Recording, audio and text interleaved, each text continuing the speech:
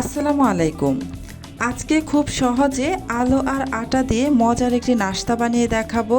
অল্প উপকরণে দ্রুত তৈরি করা যায় আর খেতেও দারুণ লাগে। চলুন তাহলে রেসিপিটা শুরু করা যাক। এবার একটি প্লেটের মধ্যে আমি নিয়ে নিচ্ছি সিদ্ধ করে নেওয়া আলু। আমি ম্যাশ করে নিয়েছি। এখানে ম্যাশ করা আলু আছে প্রায় 1 কাপের মতো।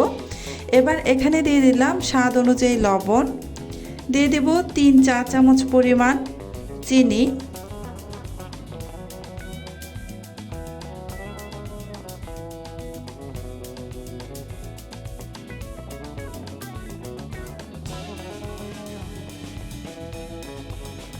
এক চা চামচ দিয়ে দিচ্ছি ইস্ট।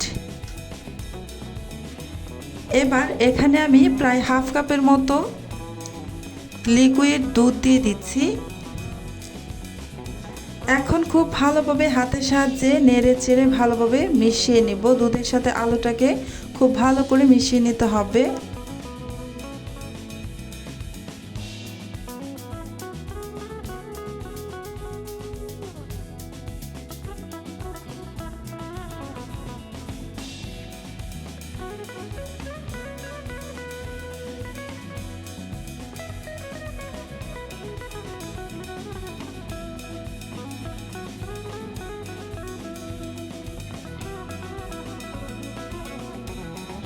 ভালো করে আমি মিশিয়ে নিয়েছি। এবার এখানে দিয়ে দিচ্ছি প্রায় 1 কাপের মতো আটা।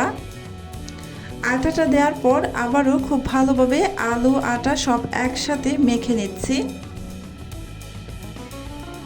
এই মিশ্রণটা একদম শক্ত হবে না, আবার একেবারে পাতলাও হবে না, তবে নরম হবে, বেশ নরম নরম করে এটাকে মেখে নিতে হবে। আর এখানে আর কোনো কিছুই লাগবে না, আর দুধও দেওয়া লাগবে না। প্রথমে আমি যতটুকু দিয়েছি ততটুকুতেই একদম পারফেক্টভাবে মাখানো যাবে, বাড়তি করে আর দেওয়া লাগবে না।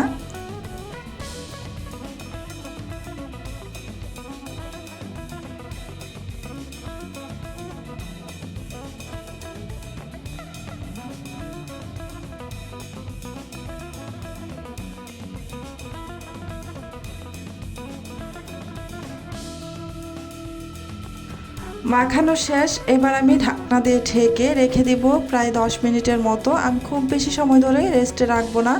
আপনারা চাইলে এটাকে প্রায় 30 মিনিটের মতো রেস্টে রেখে দিতে পারেন, তবে আমার হাতের কাছে সময় নেই, তাই ঝটপট বানিয়ে নেব। প্রায় 10 মিনিটের মতো আমি রেস্টে রেখে দিয়েছিলাম। এবার চামচের সাহায্যে 10 মিনিট পর একটু নাড়াচাড়া করে নেব।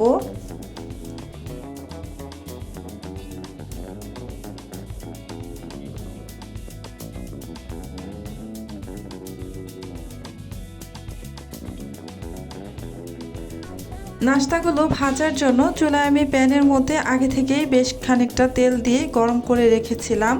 এবার এখানে চামচের সাহায্যে 1 চামচ পরিমাণ মিশ্রণ এখানে দিয়ে দিচ্ছি। এই মিশ্রণটা বেশ আঠালো। এবার চামচের সাহায্যে একটু চ্যাপ্টা করে সমান করে নিচ্ছি, দেখতেই পাচ্ছেন।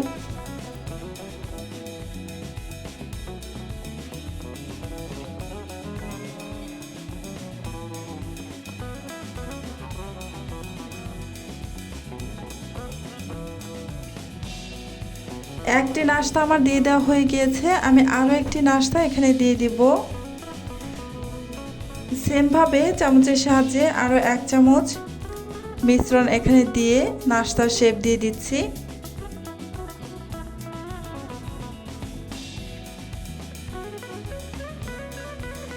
চুলার আঁচ মিডিয়ামে রেখে উল্টে পাল্টে এই নাস্তাগুলোকে আমি খুব সুন্দর একটা কালার আসা পর্যন্ত ভেজে নেব।